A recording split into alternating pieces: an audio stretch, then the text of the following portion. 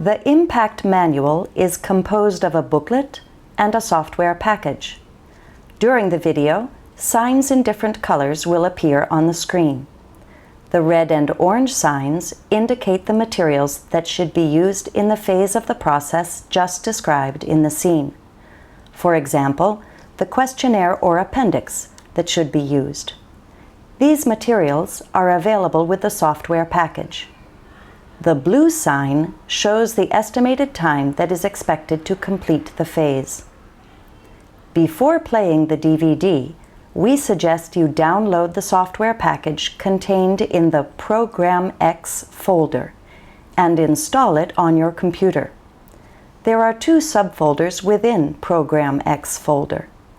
One folder contains 2 assessment questionnaires, and the other contains appendices, which you can use during the implementation process. You will need to install the software first in order to be able to complete the questionnaires online and download the appendices.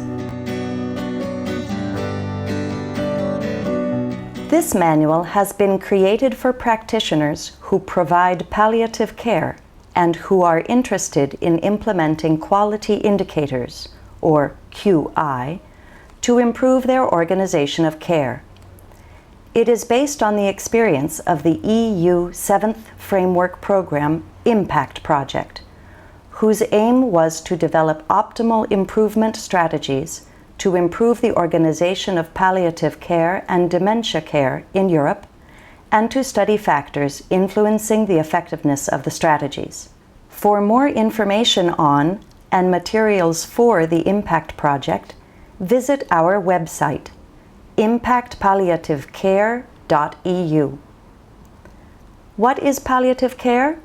Palliative care is an approach that improves the quality of life of patients and their families facing the problems associated with life-threatening illness through the prevention and relief of suffering by means of early identification and impeccable assessment and treatment of pain and other problems, physical, psychosocial, and spiritual. What are quality indicators, or QIs? QIs are explicitly defined and measurable items about structure, process, and outcomes of care that can be used to identify areas in need of improvement. This is an important first step when trying to improve the quality of care provided. QIs, therefore, represent a key concept of quality control, since they measure the high or low quality of any process, in this case of palliative care. There have been many QIs developed to assess and improve palliative cancer and dementia care. To identify the indicators that were most relevant for the Impact Project, the researchers first conducted a literature review of existing indicator sets on the organization of palliative care, resulting in over 600 QIs being identified. This number was reduced by a large group of international experts. They selected 23 final QIs considered most useful to assess the organization of palliative care.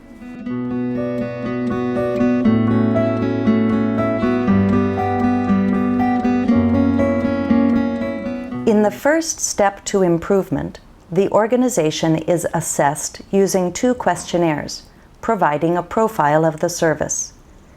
Based on the outcomes of the 2 questionnaires, the service should decide what aspects within their service can be improved and consequently set them as improvement objectives. Figure 1 illustrates the quality improvement process.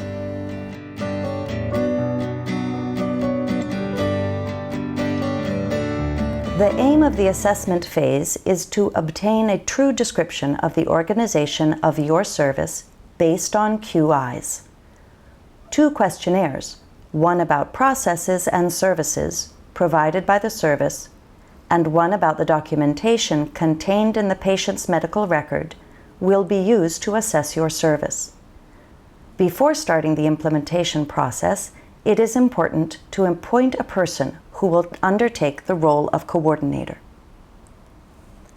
Appointing project coordinator. Who is the coordinator? As the project requires a team approach, it is important to identify a person who can coordinate the work of its members.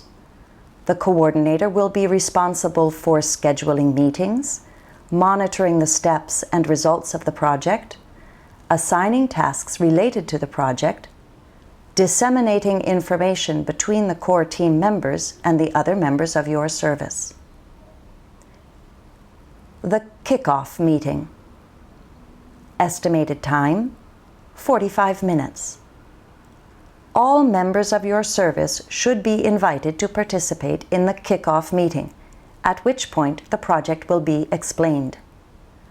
During this meeting, the coordinator should explain the project and its aim to the team, present this manual and, if needed, distribute a copy of it to all team members. Lead a discussion among staff on the usefulness of the project in your service, identifying the pros and cons. Identify a core team based on an open discussion with colleagues. Set a date for the meeting after the use of the questionnaires, when feedback on the results will be given to the service. Keep in mind, although the use and implementation of QIs should involve the entire service and all members of the team, it is advisable to identify a core team that manages the project and regularly attends all meetings. The core team should be a multidisciplinary team composed of professionals with different roles who usually provide direct care to the patient. For example, a physician, a nurse, a healthcare assistant, a psychologist, a physiotherapist, etc. Service managers, that is health director, human resources manager, and so on, should also be invited to participate. First meeting. In the first meeting, 2 questionnaires that are available from the software package will be used to assess the organization of care.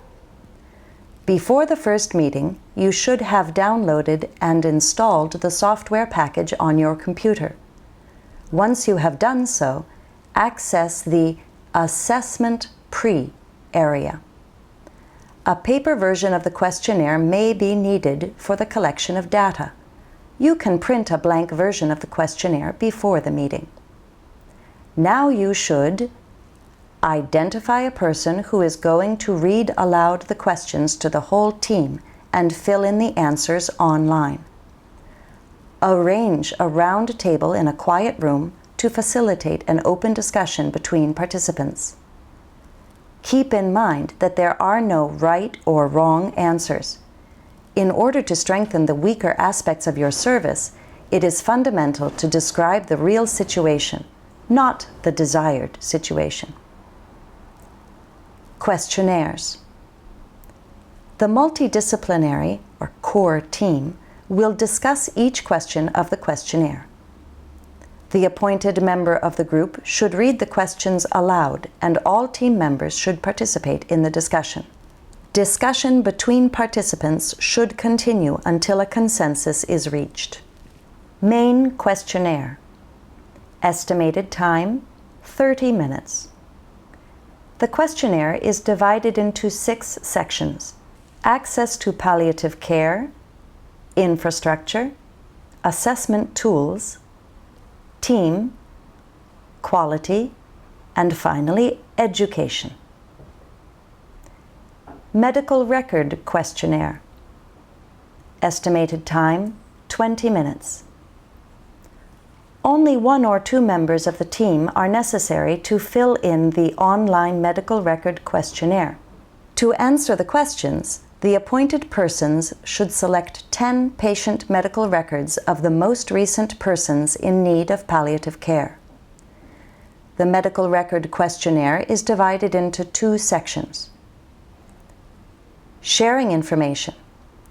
This section focuses on the documentation which states that a discussion about patient's treatment, needs, and end-of-life decisions has occurred between the service and the patient or their representative.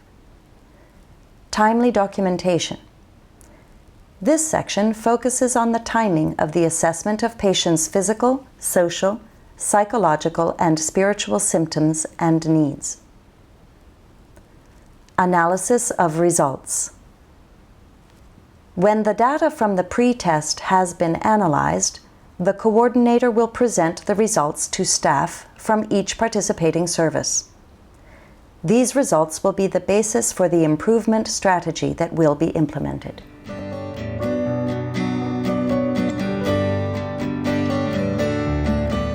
Based on the results of the assessment, you will identify from the aspects not fulfilled or only partially fulfilled the ones you consider the most important to improve.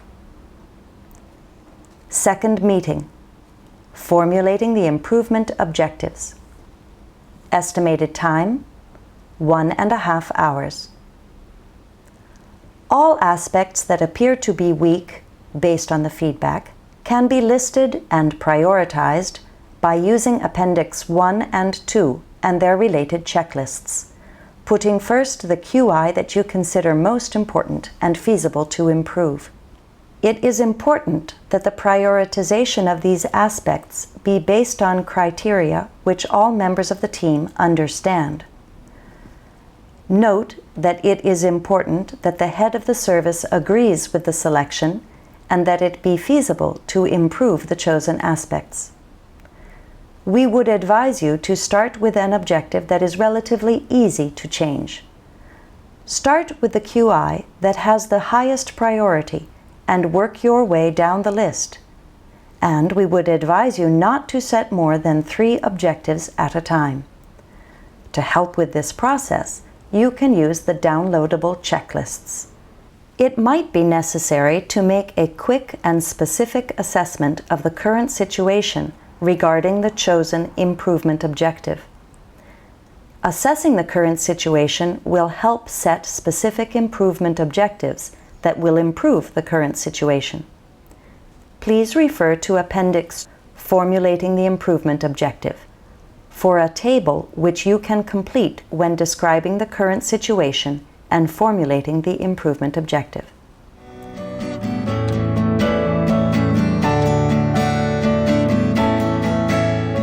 After you have described the current situation, the team should define a goal for the preferred situation.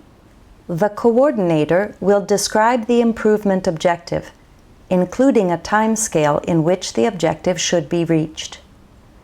The objective should be formulated in such a way that it is specific, measurable, appropriate, realistic, and timely, or SMART, to everybody. At this point, the coordinator should describe the improvement objective.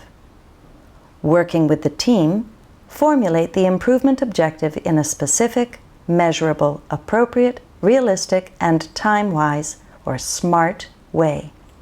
Check the feasibility of the improvement objective. Appendix 3. Please use the following checklist to test the feasibility of the improvement objective. Before the team starts to work on the improvement objective, it is important that potential barriers and facilitators be identified. To prevent failure, the team should not ignore or neglect the identified barriers nor the facilitators. It is important that these be taken into account when formulating the improvement objective and developing the improvement strategy. If, at this stage, it appears that it is not possible to change the barriers, it is advised to choose another improvement objective. To ease this phase process, please use Appendices 3 and 4 and their related checklists.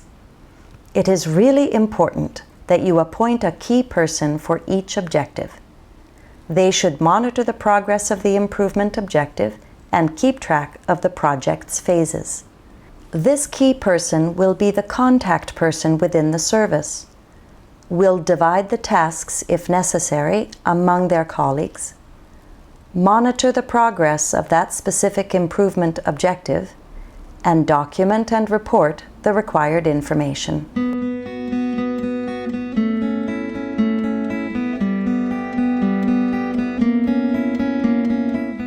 third meeting. Estimated time, 1.5 hours. To reach the improvement objectives, the service will develop specific strategies that allow the objectives to be met. In this phase, we recommend you use Appendix 5 and its related checklist. You will plan and implement strategies that best fit your service and that are suitable for reaching the set objectives. This identification process should be as detailed as possible. The barriers and facilitators identified in Step 3 should also be taken into account during this process. Determining the components of the improvement strategy. During this meeting, the core team members will identify all steps required for achieving the specific improvement objective. Since it is most likely that the strategies required to reach the objectives will have many steps, each step should be described in a SMART way, that is, specific, measurable, appropriate, realistic, and time-wise. Document the different steps in Appendix 5, and remember to set a deadline for each step and place someone in charge of it. Keep in mind that the implementation process does not necessarily follow a standardized order. The steps can be modified as required at any point along the process. However, you should be as detailed as possible with your steps and clearly state when each action should be completed and by whom. This will help you be more effective in reaching your objectives.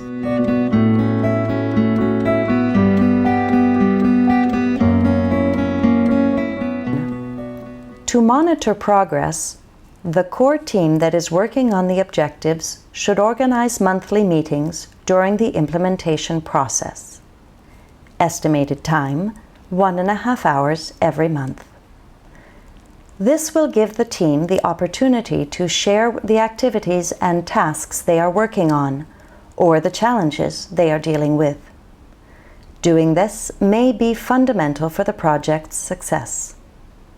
The meeting's agenda and outcomes, any barriers and/or adaptations to the implementation strategy should be documented by the coordinator. During the entire process, it is important that the team realize that the implementation of improvement strategies does not need to follow a fixed sequential order. If necessary, the team can modify the strategy and/or improvement objective at any stage.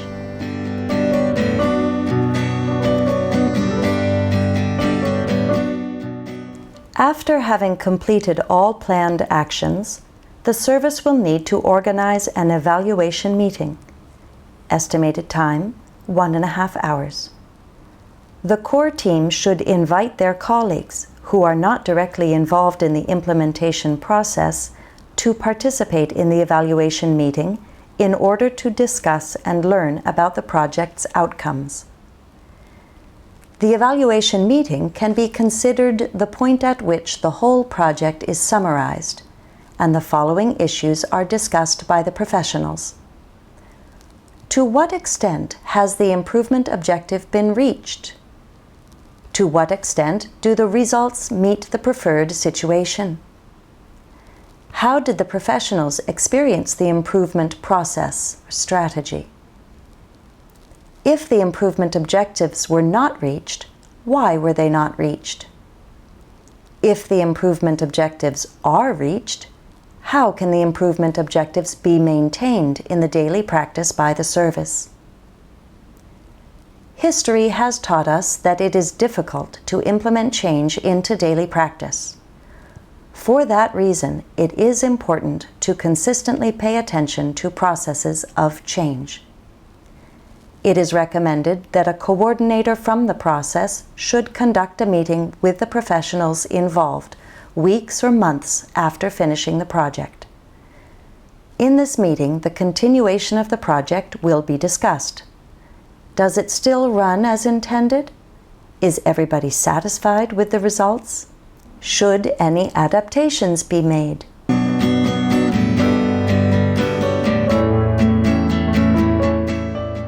The questionnaires used in the initial assessment phase will be used again to study the change in the healthcare professionals' adherence to the recommendations expressed in the quality indicators, which were first measured in the pre-test.